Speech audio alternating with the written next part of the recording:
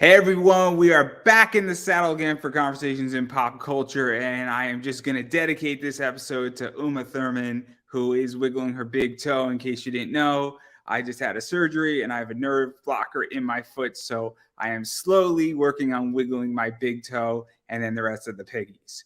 But on that note, obviously, I'm not going to dive too much into it. You got me continuously doing interviews for the next week or so, and then all the next week too. And I have with me cosplayer Cap Santiago, not San Diego.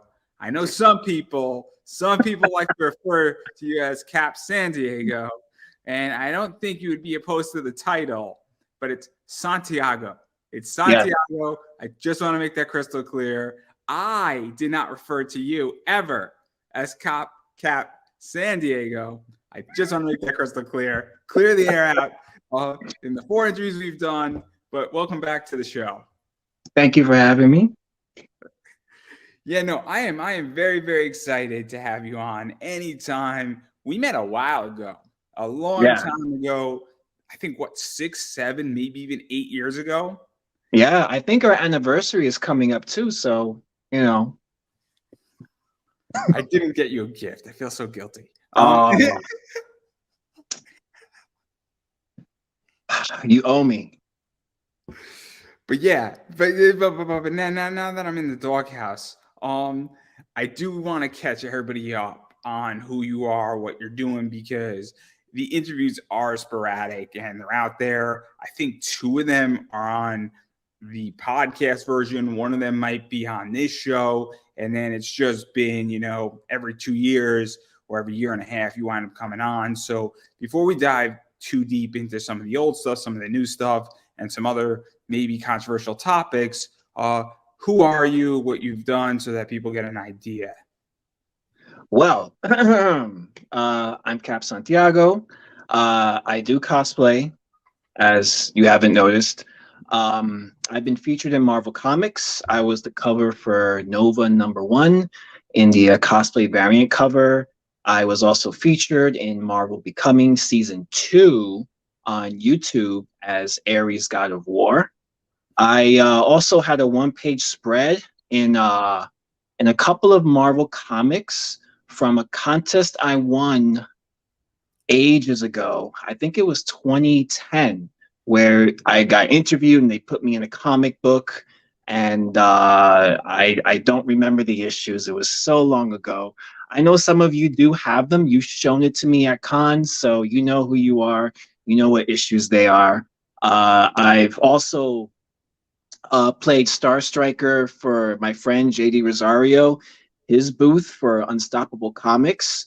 Not to Jay, because he was the one that got me into indie comics, and he was the one that introduced me to Taino culture and to research my roots and where I come from and my people before they were taken over by the Spaniards. And I've judged a few contests, but I have participated in many, many, many contests, traveled all over the states, won many of them. All of this, because there's a lot of stuff, but I do want to talk a little bit about the Nova stuff, because obviously I'm a comic book collector. I buy and sell comics. I'm obviously, in that space, both as a collector, buyer, seller, continuing the hobby. It's a business for me. I have your Nova comic, that I love. It's in my personal collection, and this is what it looks like. I think it's coming out crystal clear. Unfortunately, my computer sometimes is being a little wonky, where the image looks on a thumbnail fuzzy, but it comes out crystal clear here. So how did this all come about? Because it was very interesting what Marvel did with this, where they reached out to a bunch of prominent cosplayers, a bunch of people that nobody knew, potentially some problematic cosplayers. We all know who we're talking about. Great cover. Great cover she shot, but not a good person. Not a good person. We're not going to mention names. We're not going to mention names on this show. Okay. We're all adults in the room. But how did this all come about? Because it is a big deal. And I think, Eddie Newsom on, who I think was Falcon, I want to say. and he's also similar to you in a lot of ways. And I've had a few other people on who've done some stuff. But yeah, so how did that all come about? So I think that's where you and me got introduced heavily. Yeah.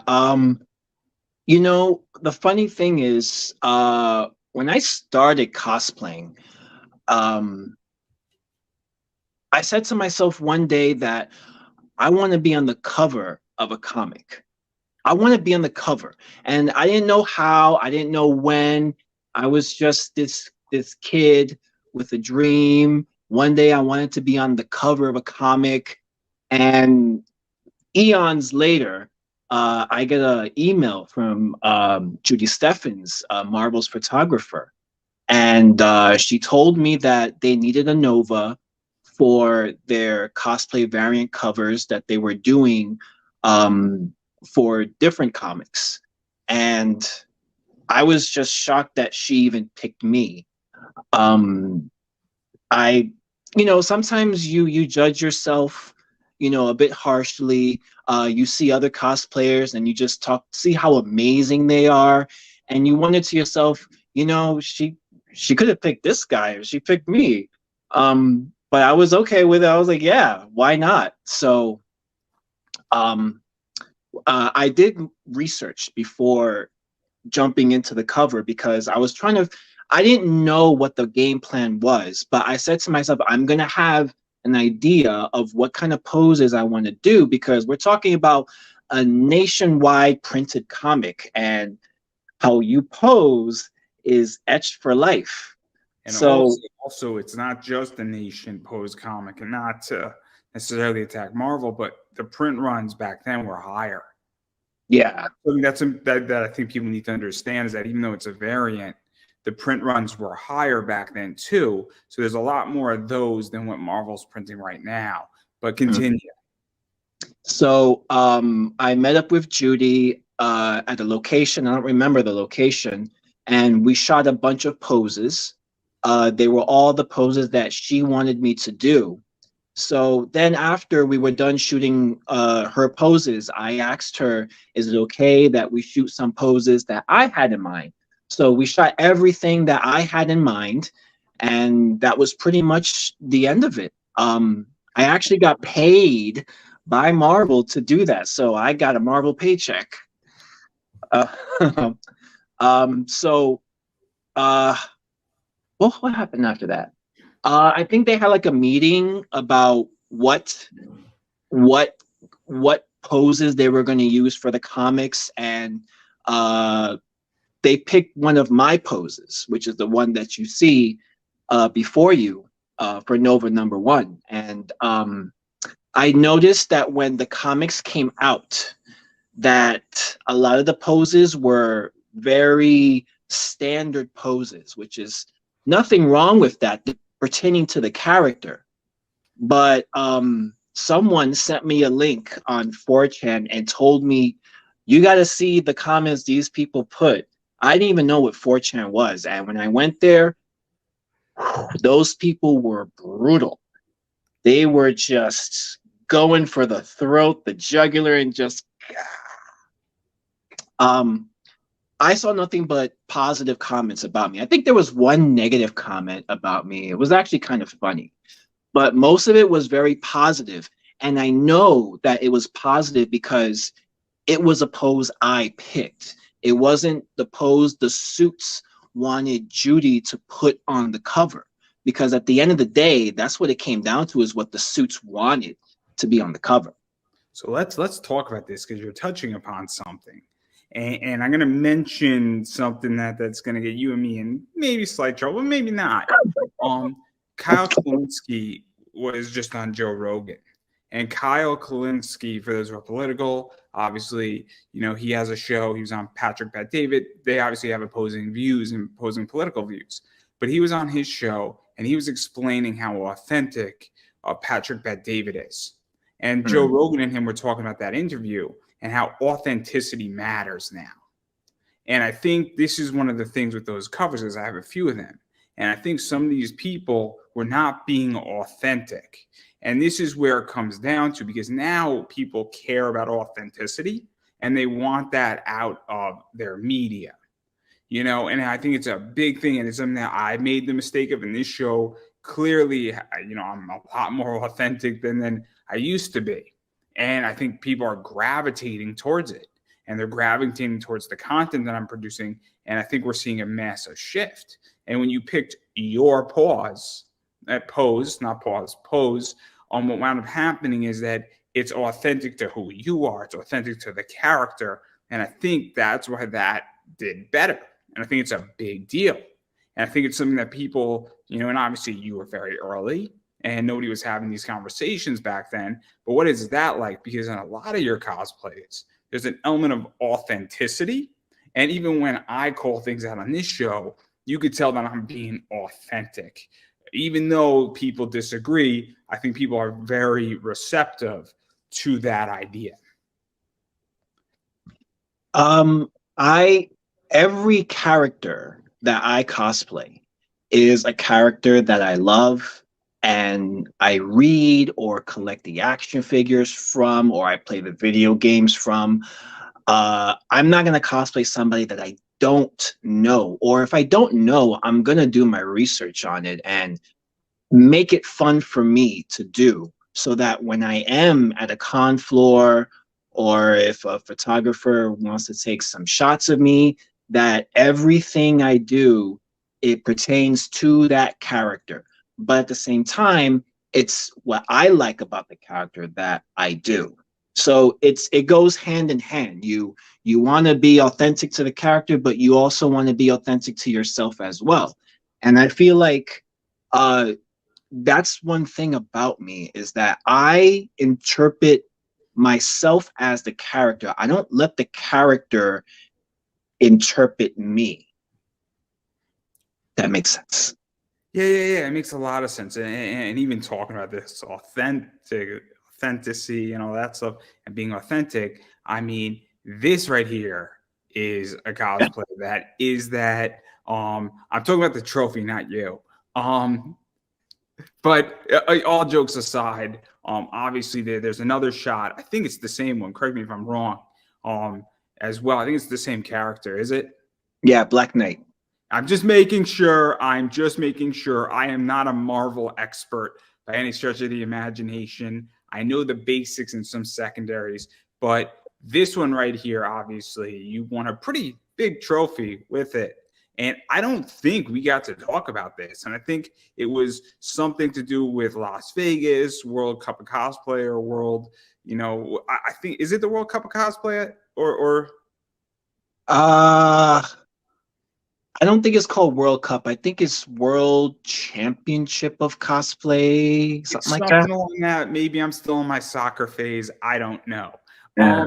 Great game, guys, the World Cup. But anyway, the point is that it's a pretty big, I guess, tournament competition. And I know there's different segments of it. And so what was this like? Because you've won other things. Obviously, we met at Awesome Con where you did well, which was cool, which is the first time we met. And that's a funny story, too, which we're going to tell after you answer this question. But what is this like? Because this is a major championship, if that makes any sense. Yeah. Well, I kind of came across Toy Con, because that's where the contest took place. It was Toy Con. Toy Con does several conventions on the West Coast. So I came across somebody with a championship belt from Toy Con's costume contest. And it's funny because I saw it and I said, I want to win that. How do I win that? And I did my research and I found out that it's a cosplay contest that Toy Con does. And they were having their next one, which was supposed to be the finals. So Toy Con did several cons pertaining to that year, and everybody who won in each one of the shows was going to come to the Vegas show to do the finals. But Vegas was also going to have its group of people that were going to be in the finals after that contest, in the main finals right there, happening at the same time, like what C2E2 does with their Cosplay of Championship in Chicago. So I made it into that group of finals, and then I won. I won. I won a $2,000 championship ring, that big ass trophy, which I shipped back to myself, and it came back in pieces. And I think I got like some money. I don't remember how much. And Wild Bill's a gigantic Wild Bill's cup that I guess I could use at any refill place that there's a con. I can use it there, but it's a really big cup. But yeah. But and even to dive into this too, because what is this like? Because you know, I don't need validation anymore in my life. I know what I provide. I know what services I provide. I know my worth. I like money more than I like validation. But what is this like to get that validation and get that praise? Because it is nice to get praise. You don't need it, but it's nice to get it, if that makes any sense. It's nice to say when somebody says to me, man, you're a really good interviewer, or man, I would love to throw you money because you're doing this, or I'd love to be a sponsor, or, all sorts of fun stuff, or I would love to have you be the official podcast on my con. I don't need to be validated anymore, but I like the validation because people then start looking at you differently. They start taking you seriously. And I hate to say this, but we live in a very shallow world where people need validation for their argument when in reality you should be looking at results. But nonetheless, what is that like? Because it's still nice. It's almost a compliment, right? It's the ultimate compliment. So what was that like to be like, finally? It was, well, I mean, at first it was just for fun for me. Like I wanted a championship belt that had, whatever championship of cosplay. Like I just thought that would look so cool on my wall with all my other medals, that one day I can tell my kids, this medal I won it here, and this is tell them all the crazy stories about all the contests I've entered and all the contests I've won. But with any contest that I enter in, to me, it's just so rewarding to see what you've accomplished and how people appreciate it, and it's appreciated so much that they reward you for it. I actually don't really care much about money. I just want that big shiny trophy, that big shiny medal. I just want that as just like my bragging rights and as proof that I was here. I won this, I did that. That's what it means for me. No, that's interesting. See, the only reason why I care about money on this show, it's not because I would like to do this full time, to be quite honest. I would like a career out of this. I love interviewing people. It's really cool, but more importantly, on Tuesday I had the voice actor Rock Lee. I get to interview my heroes. I get to interview all the people that I grew up listening to. And then I went back. So I get to relive my childhood in a lot of ways. It's very cool, but I want to fund that. And so I need money. And then I also have looked at this and I brought a lot of money to a lot of people on their campaigns and other ventures. And I'm like, wait a second, I didn't get a piece of that and I should have. And I'm not saying I should have gotten the whole thing or 10%, but if I'm bringing you business, then, and I'm not making sure that I get a piece of that, that's where this gets complicated. And so all of a sudden, if I brought you $500,000, I deserve to get a piece of that. And it would be a foolish decision for me not to understand that. And so it's not that if nobody made any money, then I wouldn't be so upset about that. But I also want to do this full time because I enjoy this and I would want to do almost like what Joe Rogan does. But I want to do like 20 interviews a week. Because if I could do it full time and sustain it and make $6,000 a month or make 10 grand a month and do 20 interviews a week and sponsorships and deals and validation and all that stuff, that's why.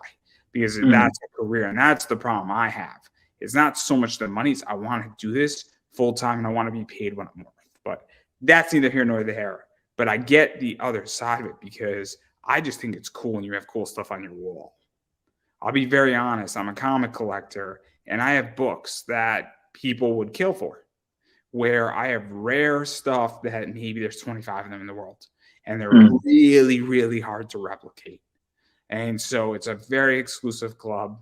And yeah, I get it. I get it because I want, when I have kids, like, Dad, what's this book? And what's the story behind this book? How'd you pull that off? Like, how did you get Sasha Banks, Charlotte Flair, Becky Lynch, Bailey, and the Bella Twins on a comic book? How'd you do that? And so, because those are the things that people want to talk about. And even on shows like this, I think people want to talk about that. But Yeah. I digress. It's not even so much, it's the story and it's the quest.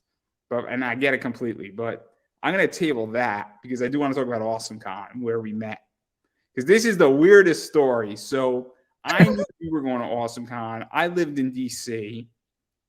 And I said, yo, let's figure out when we're going to meet up. I think you came in on Saturday or Friday night. I was there Friday around like 2 p.m. and I was just chilling out because I live in DC, and I was saying, yeah, we'll go 2 p.m. I got like an 8 o'clock panel. I don't feel like being there for a whole day. I'm going to get everything I want. Anyhow, I'm going to enjoy myself. I loved it. And I'm going to my panel, and I like to sneak into the room a panel before mine, just so I'm there, just so I'm feeling the room out. I'm seeing what's going on so I could kill it, right? I could thoroughly enjoy it. So now I just happened to see you walking by. I'm like, Cap? And I'm with my dad, and he's like, who's calling me? I'm like, yo, it's Andrew. And it was the weirdest thing ever. And so that's the whole story, where he was just walking by to something, and I just knew what cosplay he was going to be doing. And yeah, so it's kind of funny how we met actually in person. It's always that's why it's always good to always put your lineup on what you're doing, and other people see what you're doing, and then they know what to look for, like the guy in the blue suit or whatever. It was a very funny moment.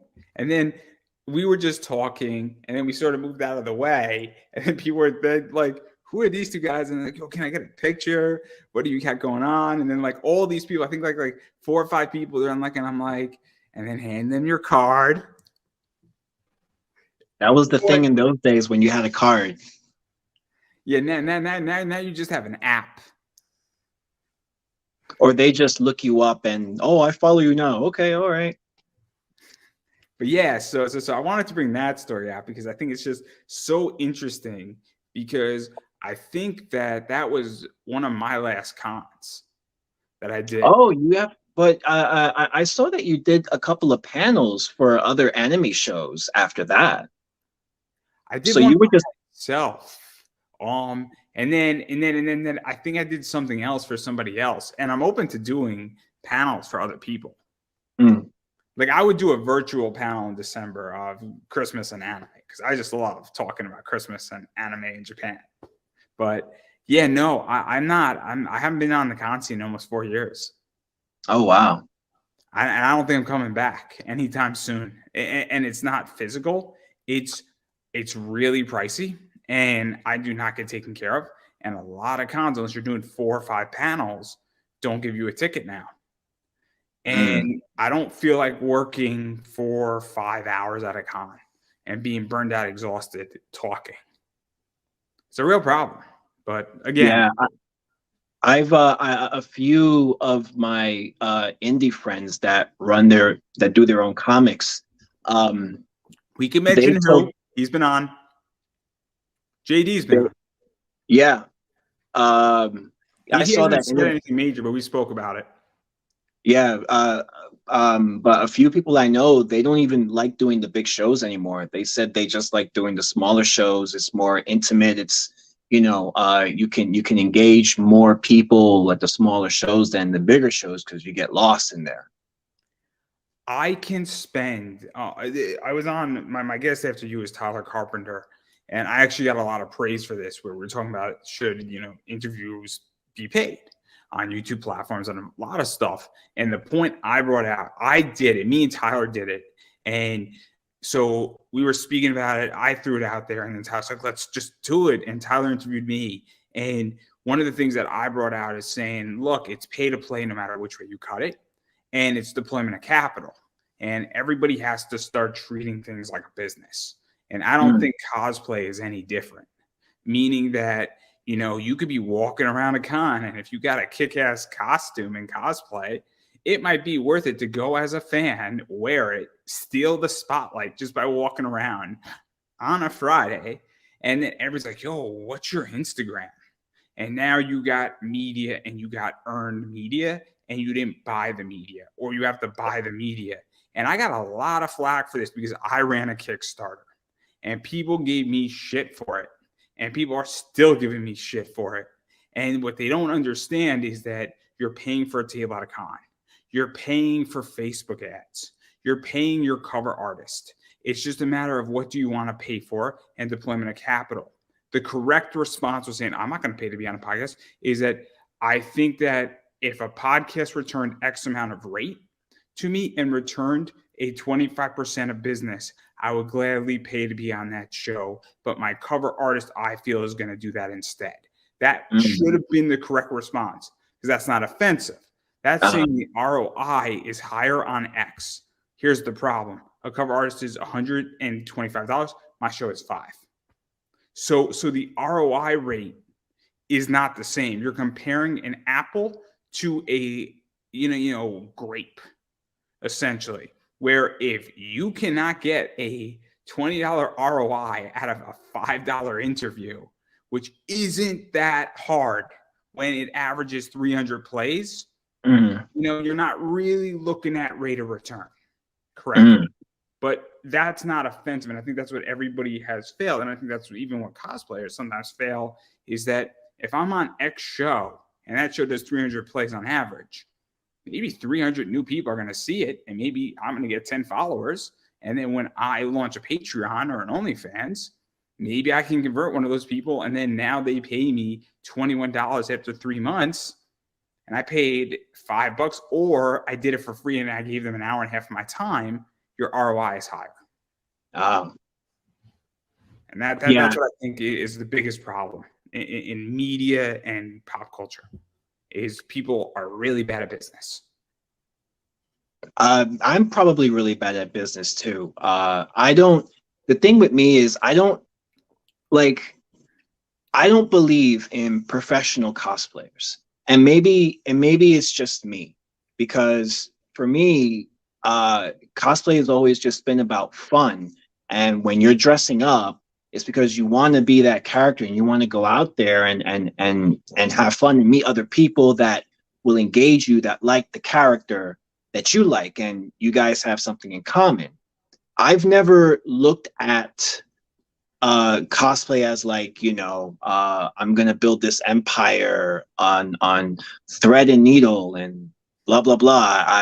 I mean, I feel fortunate for everything that has happened to me as far as cosplay goes. And to me, that's I guess kind of leaving my carbon footprint on this earth, whether it's the comics or the YouTube stuff or any other media that I've been involved in with calendars or animal rescue.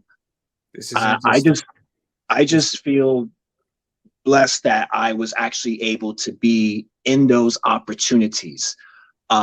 It's not like it's something I go to look for, It's interesting you bring this up, because this is the whole thing, right? So I work in accessibility. I don't consider my job as a professional job. It's a job.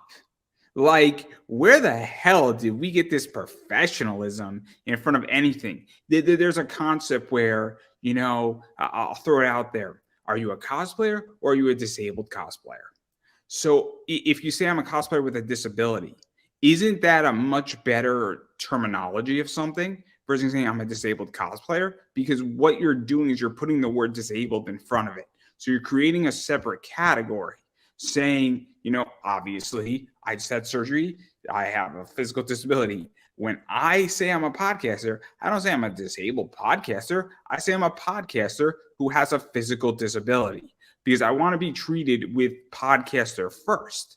And I think this is where it becomes very toxic, saying I'm a professional cosplayer. So what does that mean for somebody who's just a cosplayer? it almost you're basically putting an adjective in front of it to categorize yourself, and you gave yourself a self title. That's like saying I'm King Andrew. Who crowned you? Who made you king? Yeah. It's not like I'm British royalty. I didn't marry into the family, not Yeah. yet at least. The point is that like I gave myself a self title, so that's my whole thing. I just find it so like who gave you the right to give yourself that title? I mean, how egotistical do you really need to be to give yourself that? Now it gets complicated too. Obviously, when we look at WWE, it's a professional wrestling company, but it's not even a professional wrestling company. It's a media company. Indie wrestling, they don't say they're professional wrestling. The whole thing with professional wrestling is that they're trying to say we're not collegiate wrestling. That's what they're trying to do, and they've created that label. But really, everybody knows it's not professional wrestling. But again, it's not like a self-title. They're just creating a category that has been universally adopted. But it blows my mind. I don't get the egotistical position, and I don't get how everybody has said, cool, we're cool with the ego. That's the other thing, too, is that it's just mind-boggling. Yeah. I've never heard anybody like say, hi, I'm so-and-so. I am a professional cosplayer, because if they did, I probably would laugh, and I probably wouldn't even be able to hide my laughter. I don't know. We're going to institute a policy, man, right now. Right? We're going to hammer out this policy. So you're a wrestling fan, right? Yeah. Yeah. I'm going to bring up a wrestling point. Do you remember when Jonathan Coachman was in charge of Raw, because Triple H, Vince were watching Stephanie give birth to their third kid in real life, and they're at the hospital. So Vince texts his coach, right? He says he's going to put him in a match with Shawn Michaels. And as Coachman is reading it, Jonathan Coachman's reading it, Shawn Michaels, as he hears it, just rolls around laughing on the floor melodically like a child. It's one of the funniest things ever. So if somebody ever said, hi, I'm so-and-so, I'm a professional cosplayer, I'm going to drop to the floor, let me remind everybody I am on crutches, and I'm in a cast right now. Even in my cast, I will risk my surgery, and I will cackle and roll on the floor in the middle of a con, laughing like Shawn Michaels for a good 5 minutes. So I believe we should institute that policy. If anybody ever does it, right here, right now. Yeah. I mean, not to degrade anybody. I mean, if you feel in your own head you're a professional cosplayer, more power to you. I just don't believe there is such a thing.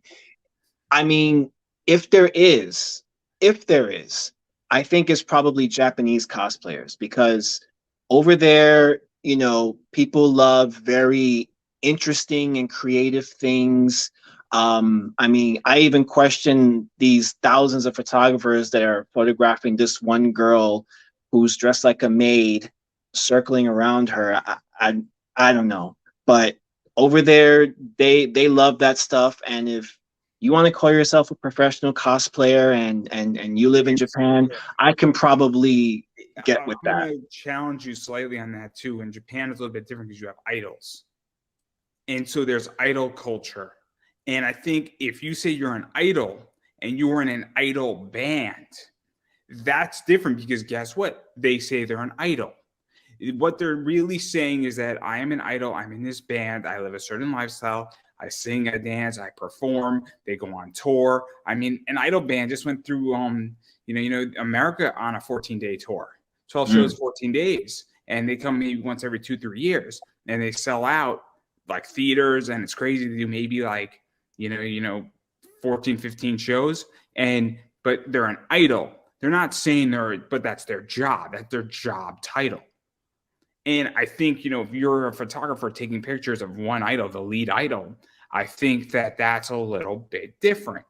Where I think, and that's where I think it becomes interesting, where if you work at a maid cafe and you're in that realm and that's your job, and then you just so happen, I mean, it's no different than a top Hooters model in America. It's the exact same concept. I had Nikki Zoll on, who was in the top 100, Hooters models as an interviewer, as a cosplayer. It's no different if you work at Hooters and you're in their calendar.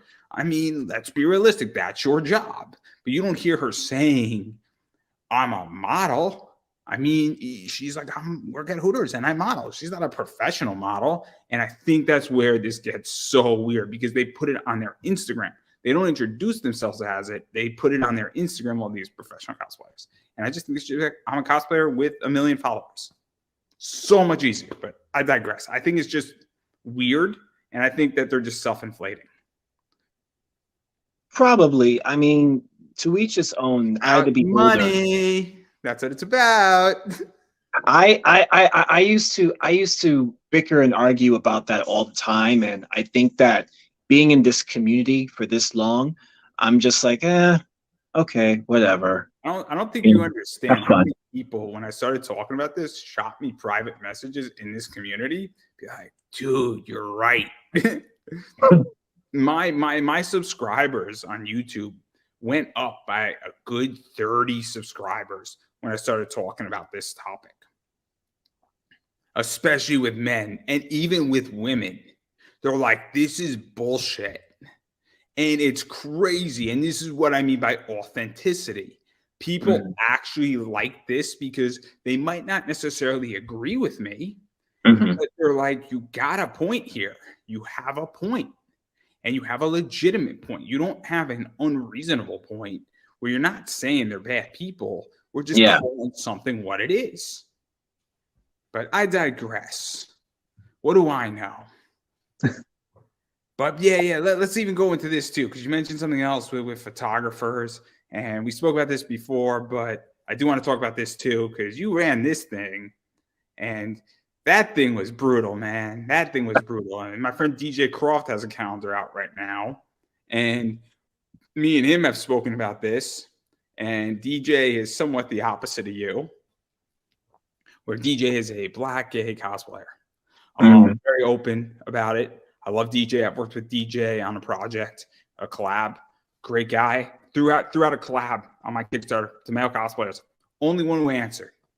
Amazing. Why? I don't know. I asked 10 male cosplayers, do you want to work with me? None of them did. DJ was like, yo, bro, let's do it. But what was this like? Because I know you had issues shooting. I know you had issues with people giving you some hard times with it. And yeah, it wasn't exactly the easiest thing.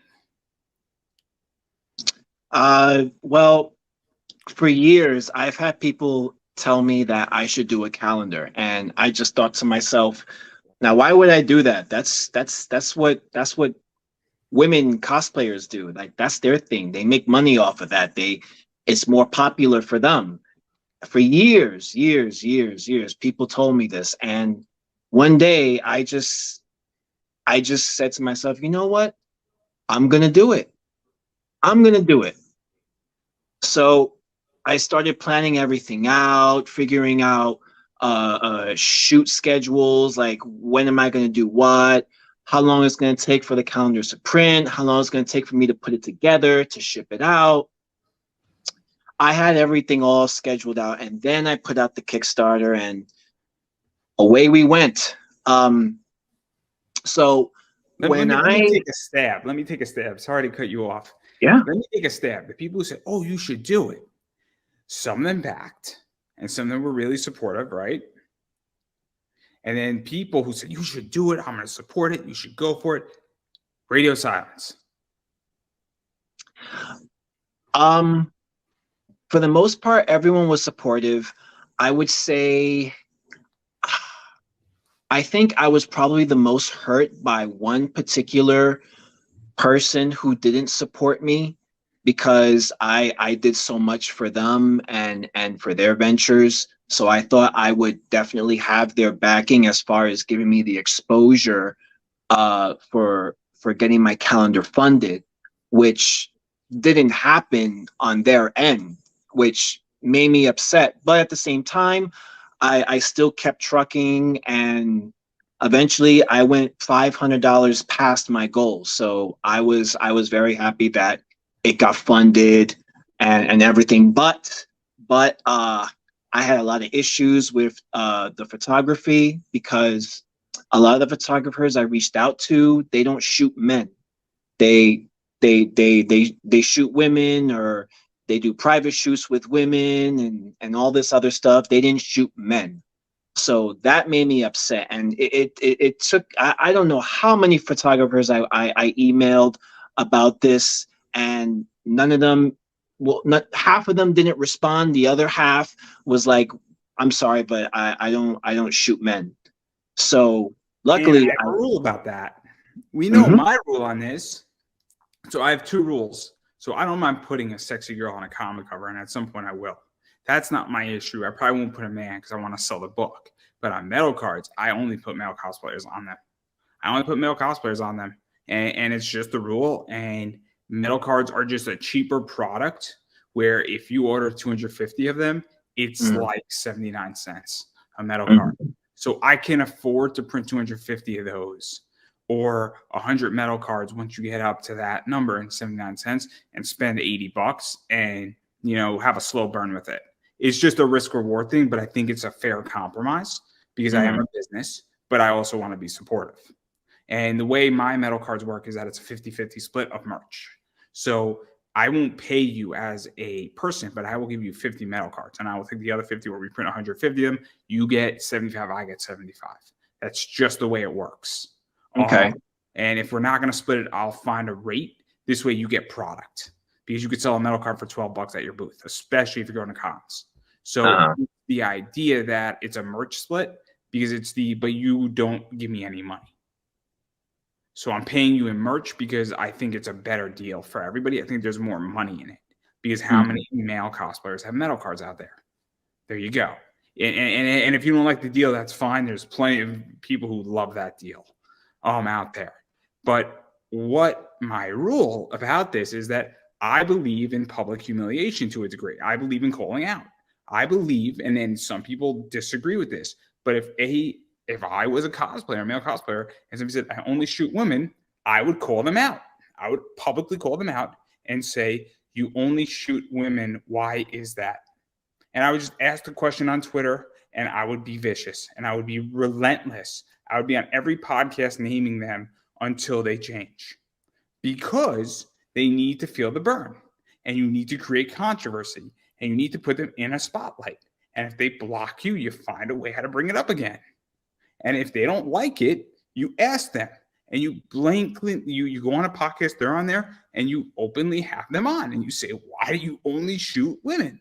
Now, if they have a good answer, that's fine. But I ask. And I ask publicly. I don't ask privately anymore questions of this nature. I've actually done that a few times, especially when at cons where they have after parties and they have the host, which are just, women. And it's not even women that I know. Like it's some out of the blue person. And I'll put it in the comments, like, are there going to be any male cosplay hosts? Or when somebody talks about, oh, I'm going to be at this con, set up a schedule me for a shoot. And if I message them and if I don't hear back, I'll say something in the comments like, hey, I messaged you about shooting for a schedule.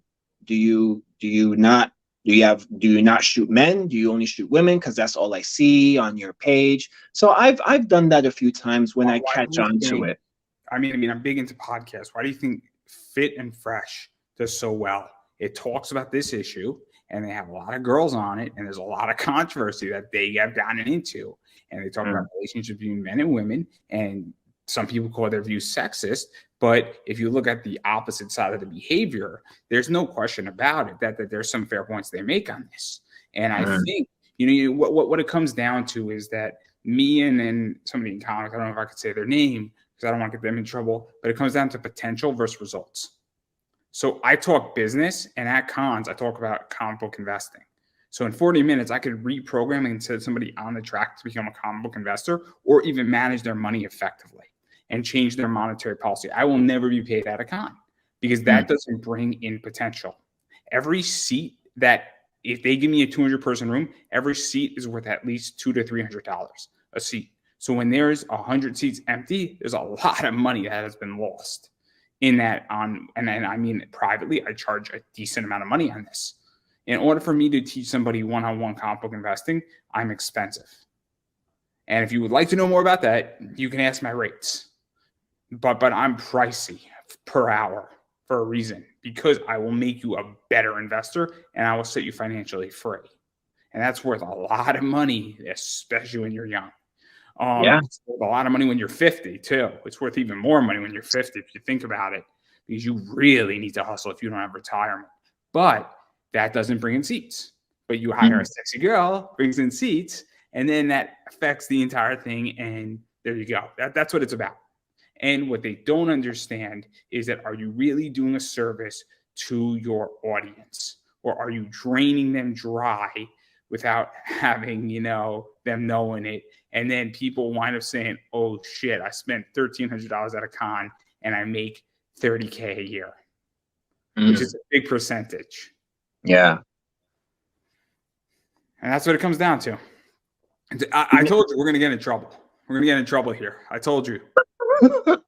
Here's my thing though. Like, if I'm reaching out to you to shoot photos of me for a project I'm doing, obviously I'm going to pay you. And, I don't see why it should be a problem if it's a man or a woman, if you're getting paid for it. But I don't know. I just think some of these photographers just only shoot women because they think they're going to get in their pants, maybe, or I don't know. I don't get it. Like, I probably need to just sit someone down in a room and just ask the blatant question, like, just why? Like, at some point, I mean, look, I'm definitely gearing. I have a friend, Tommy Bell, and he's good friends with Don Cross. Don Cross shoots these women like Adara Cross. I think he shot Whitney Morgan. He shot Yvette Sushi. All these people who are great. All these people in LFC, great. Don Cross has a business that works, and I get why Don Cross does that, because Don Cross is really good at it. Really good at it. So he has a real specialty. He's been doing it for years, and he has a magazine, and I get it. If he said to you, if you reach out to Don Cross, hey, man, I love your work, could we potentially shoot? He says, hey, look, man, I got a magazine. A lot of these women appear in the magazine, and every quarter I release a magazine, and it does $100,000, and this is why I shoot. That's different, because he's saying it's not you. It's that I have a side business that goes into these photos. That I can't be angry at, right? But I have these wrestling photographers, and they shoot men and women. They don't care. They're just shooting wrestlers. They'll shoot Faye Jackson, and I love Faye, and then they'll shoot Logan Easton. Logan's a guy, Faye's a girl. So they're happy to shoot whoever. They don't care if they're shooting Megan Bain on a motorcycle or if they're shooting O'Shea Edwards. They want to be paid. They enjoy wrestling. They want to shoot wrestlers. It doesn't matter your gender. They don't necessarily might want to not shoot a cosplayer because that's not their jam. And you can't be angry about that either, but it's not a sex thing. It's a category thing. I mean, yeah, that's fine. But like, if I see you shooting photography of cosplayers, then, like, what's your excuse? I mean, I can understand if you're a professional and, like you said, you only shoot wrestlers or you only shoot people that ride motorbikes. Okay, I can't argue with that. But if you're shooting other cosplayers and a cosplayer is asking you to shoot me, a cosplayer, like, it shouldn't be a problem.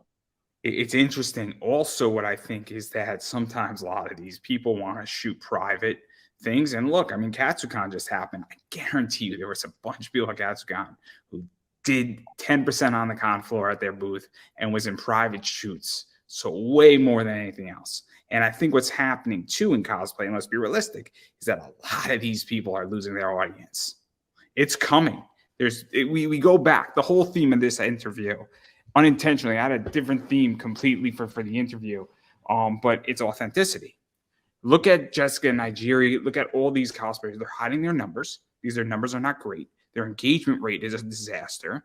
They're all collabing together. I know everybody was collabing together. They're all coming out to Kickstarter now to do cosplay covers. I mean, Morgan LaFoy, I want to say, she is, I know 10 different Kickstarters that she is a cosplayer for. And like, we have her now. We have a cosplayer. I'm like, but so does everybody else. It's not special.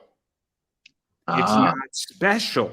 If there's 10 covers she releases in a year, all cosplays, it's not a special fucking cover. If you have her exclusively, it's a special cover. I want to sign people exclusively. I don't want you to have an artist that I have for a cover. I'm selfish. I'm working on exclusive deals with people in another business that's going to come into another business, and it's going to be exclusive. I'm going to pay a premium and promise them a lot of work, because guess what? When I'm the only game in town, it works.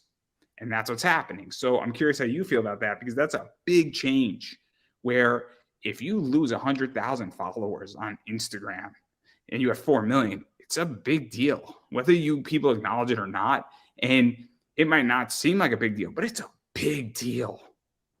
Oh, well, yeah. I mean, cosplayers that make those numbers, it's a big deal for. I don't really make numbers like that. I haven't had a bunch of people ever unfollow me. Maybe one or two, but nothing along the lines of those big numbers.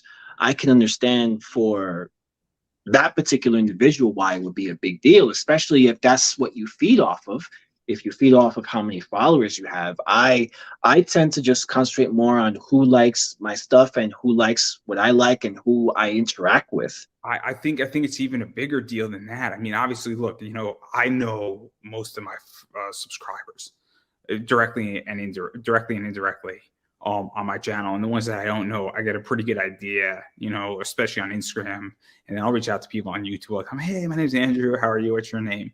And I do stuff like that all the time. And I don't know them personally, but I know them on a little bit of a name basis. And we have some back and forth sometimes.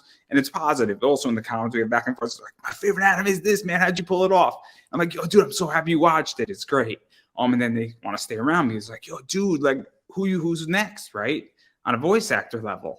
But it's one of the things is that I value that.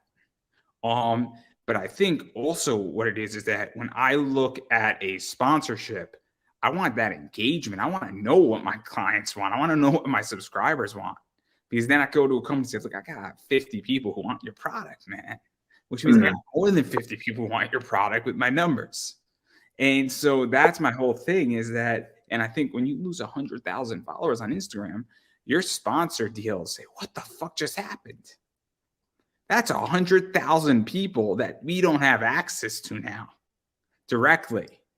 Yeah. It's a big change. If you're supposed to meet sponsorship deals or you're supposed to go to a con, and so we go from 4 to 3.9 million, it's 100,000 potential people. And if you're feeding off of potential, which is what they're selling, there you go. But I digress. Again, I think things are changing, and I think that people like you, I think people like Stalecorn, I think all these top people who have 12, 15, 20,000, there's a lot of them, and I think in the aggregate, they have taken market share collectively. I think there's like 10,000 potential cosplayers who have 1,000 followers, and in the small aggregate, it's only 1,000 apiece, but they have shaved off big numbers off of the big guys. And it's really, really interesting. And even the top male cosplayers, I don't think they're doing as well. And I think it's awesome. I like seeing giants fall. I'm sorry. I like seeing it. Yeah, I don't really follow I guess I can say famous cosplayers. I tend to just follow like who I see in person and who I talk to, and then if I do follow them, and if we've shared words, then I probably will engage you more in that aspect than just finding you just on a whim and then following you. And that's not how I've always been. It's always about communication to me. Then I'll follow you, and then we interact more that way. But yeah, I mean, Oh, you I just like like seeing seeing. Giants fall too. Come on, it's nice the fact that the top cosplayers have suppressed the growth and the new upcomers coming up. I feel for years, I feel like it's been a suppression, and I feel COVID has leveled the playing field, where it has allowed for a lot of new people to come up without the influence of all these top cosplayers being guests and creating almost not a toxic environment, but professionalism. And this is the standard, because what happened is that the standard was removed because there's no cons. And there was no ability where you all had a YouTube, Twitch, Twitter, and you all had to go out there and everybody had a low entry access point and time. And that's what I think has happened. And so when I say giants have fallen, there's a great analogy where sometimes a forest has all this debris, leaves, and big trees in it, and forest fire sometimes comes across that, and the big guys fall, and that debris gets cleared out, and some big trees fall down, and the big trees are blocking the sunlight. And so now when that tree burns down, that tiny tree can get more sunlight and it can grow to become a new tree. And it has a little bit of a different idea. It has a little bit of a different twist. And I think that's what's happened in COVID. And that's what I mean, where if you look at the top 50 cosplayers 5 years ago, they were doing a hell of a lot better. And I think, they slowed down during COVID and it allowed for new trees to grow. And I think that's a good thing, that have different ideas, have different concepts with cosplays, have a different version of something, have an idea that was not, intentionally being suppressed, but they weren't getting sunlight. And now they are, along with the top cosplayers, and that people can actually say, that's a better idea.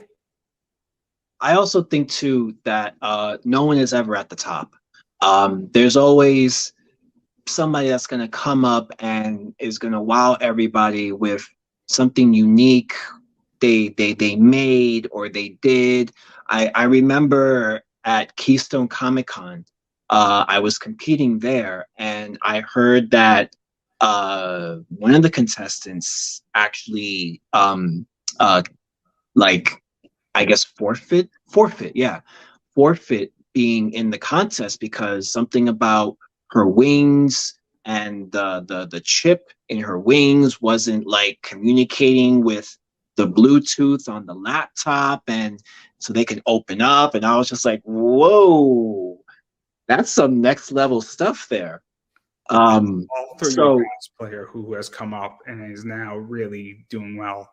Mangaloo cosplay.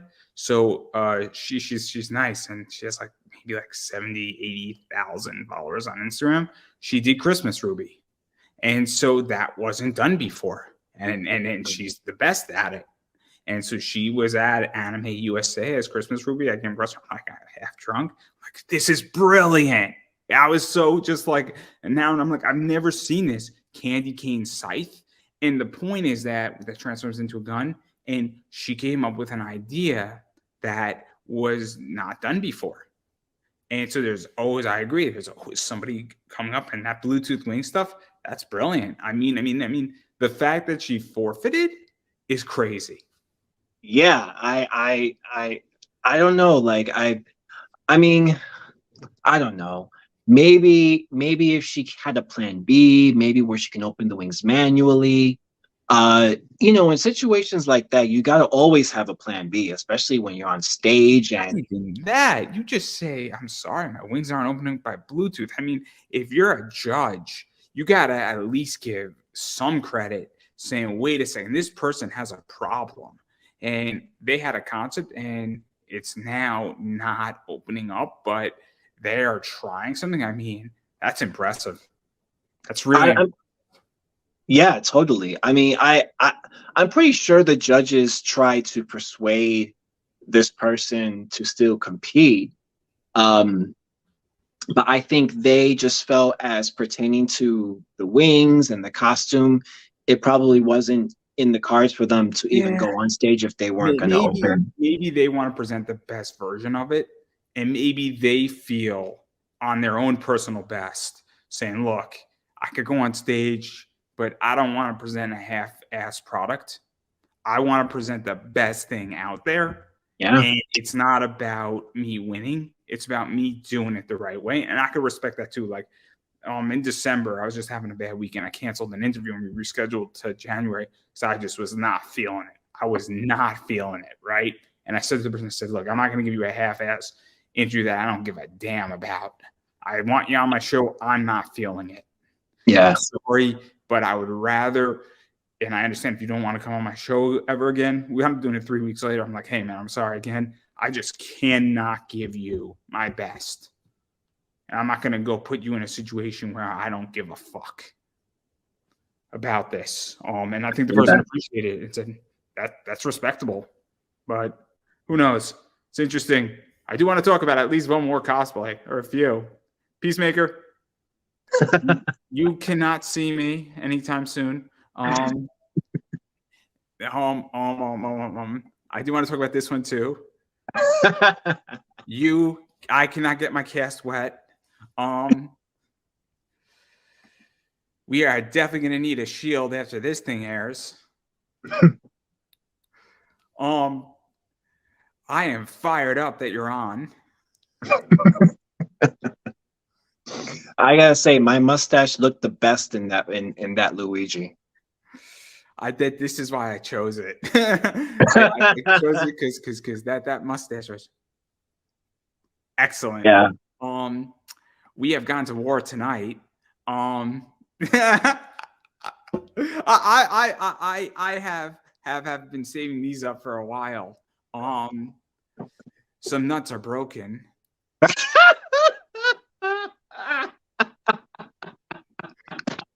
And then the final thing I want to end on that might get me in some trouble here is this interview has to end at some point, and it is a drag.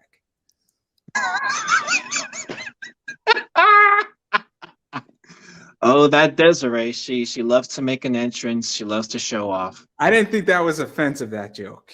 I did not think that joke was that offensive. No, it was good. It was good.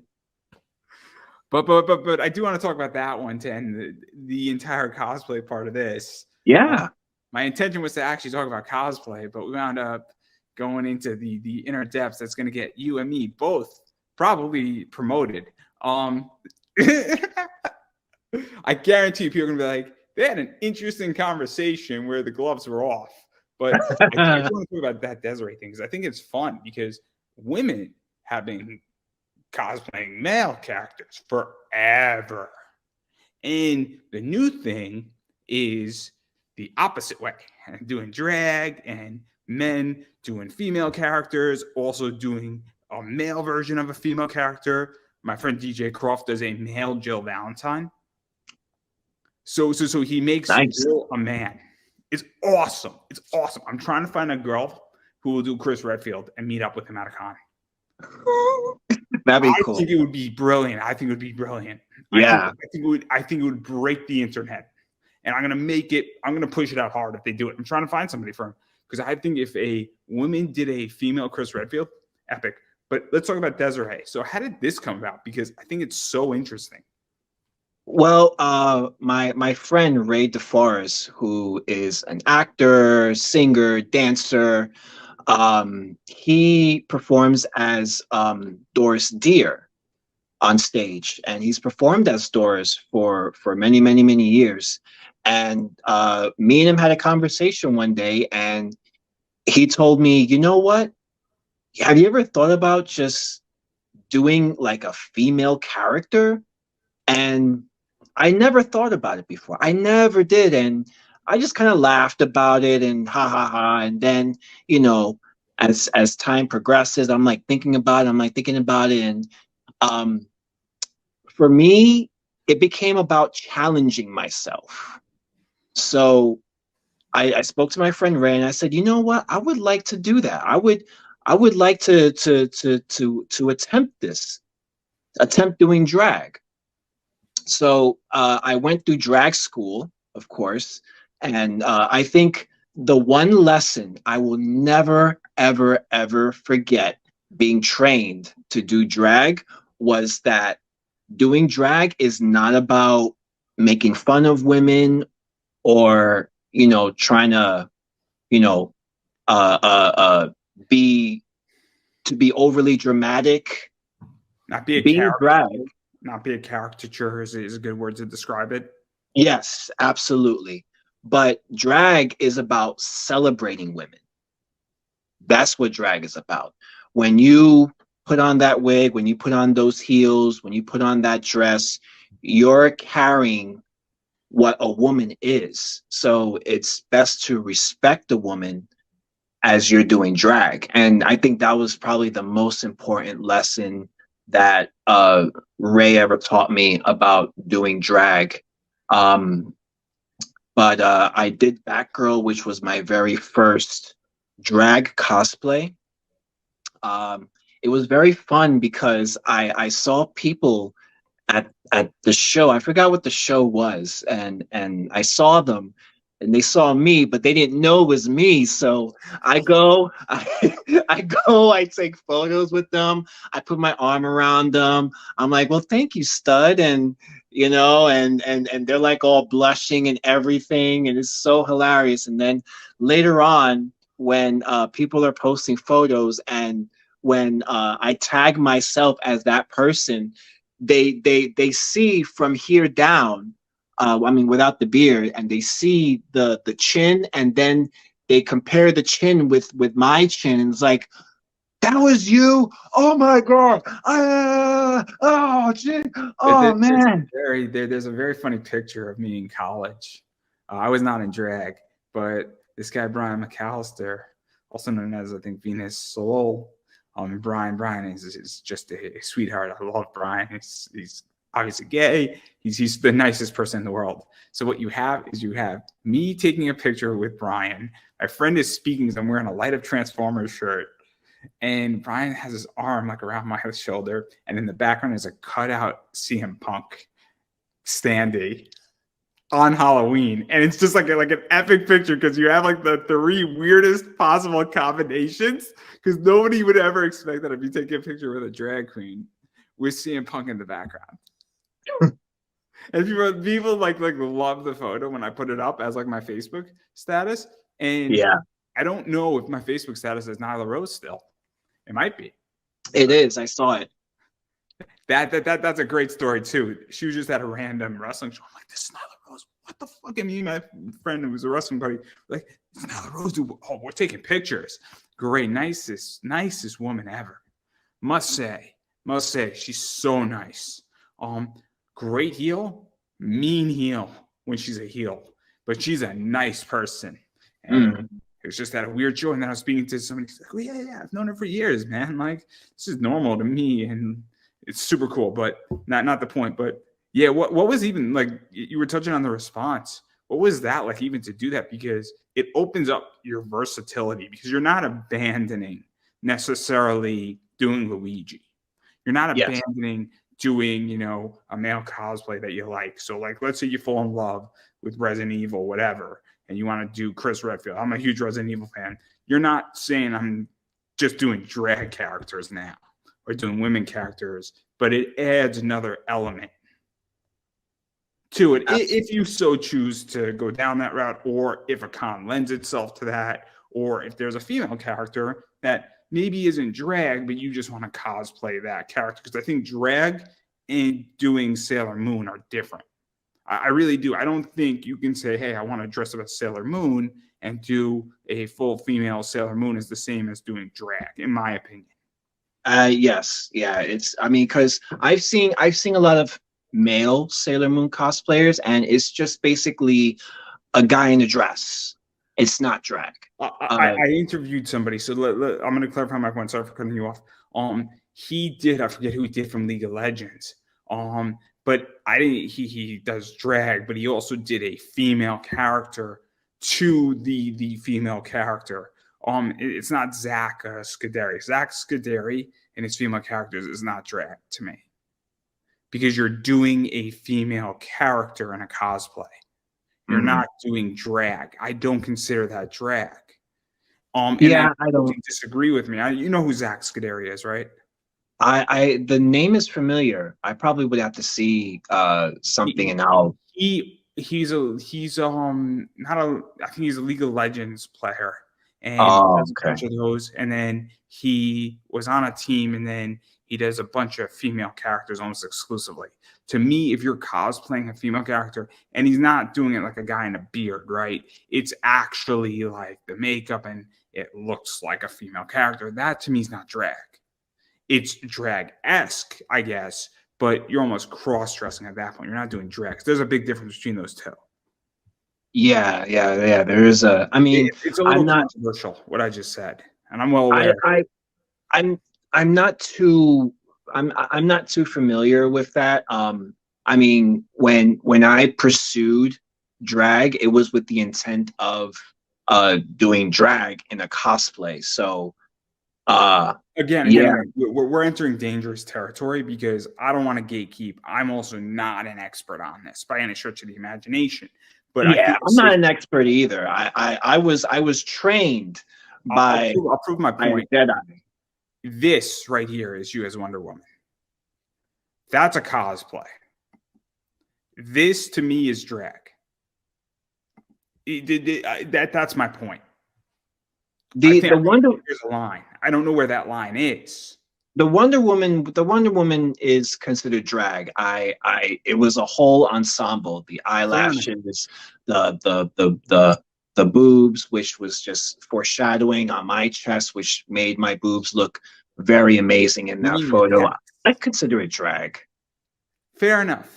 Again. We're entering dangerous territories, but this is where it gets complicated. But I don't want to get us canceled because this is what will get me in trouble. But I'm not gatekeeping. I'm not saying don't do it. I'm just saying that there's clearly a line somewhere, but where's that line? And I don't know. But I think it's an interesting area, and I would love to interview somebody who does drag and does cosplay because I think it's such an interesting topic to talk about. And I think it's a fair game topic. It's not offensive. At least absolutely. I don't think it. Absolutely. And if they find it offensive, well, I'll just say, okay. You being offended by me is your problem, not mine. Absolutely. But absolutely. It's your show. Again, we have to end the interview at some point. I have another one after you because I'm a little crazy. I've decided to go the full stack, guys. The full stack. This is the Uma Thurman wiggle your big thumb, and then the rest of the little piggies week. I'm just letting everybody know that's how this week's running. I'm doing the full stack and some other content. But I do want to give a chance to self-promote because you're always welcome on my show if you would like to be here, because I understand that this might be the very last time. Oh, I don't think it'll be the very last time. Absolutely not. I offend people effectively, and I understand completely. Please. I mean, if I was so offended, we wouldn't have, after the first show, it would have never happened again. So I'm cool. Clearly joking. Clearly. if you don't know that I joke by now, I don't know what to tell you. That it's like a Ric Flair robe, and it's another mill on the chain. I can't go any further because I don't want to commit the trademark infringement. Fair enough. Yeah.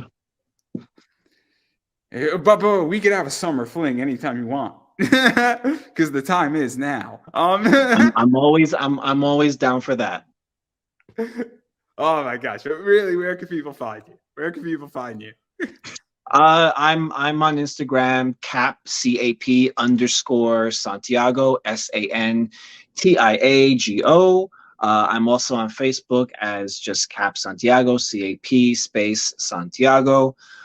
Those are really the only two main platforms I use. I don't do TikTok or Snapchat, so whoosh. Well, you're rocking it on both of those platforms, and I'm just gonna say it that you need to support your favorite cosplayers, your favorite people who produce anything for that matter. And the way to do that is following people on social media, whether that's Twitter, Instagram, Facebook, wherever else that people are, because if you follow, engage with them, it helps the algorithms out. It lets them know that you care. If you would like a cosplay or see something from them, you should let them know. Say, hey, I really love this cosplay, and I don't know if you're interested in doing it, because I guarantee you that if you got 50 people asking you for something, you would consider doing it.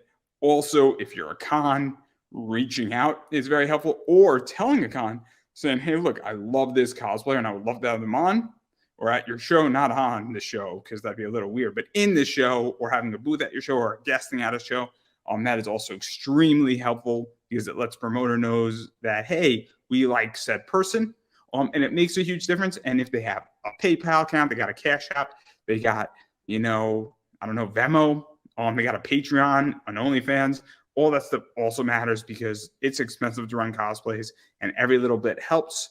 And then just sharing out their work makes a big difference. So please go do that because you might not think it makes a difference. Trust me, it does. Furthermore about me, my ad rates are actually out. So they are actually down below. So you would, if you want to advertise on this show, you are more than welcome to. Those are my ad rates.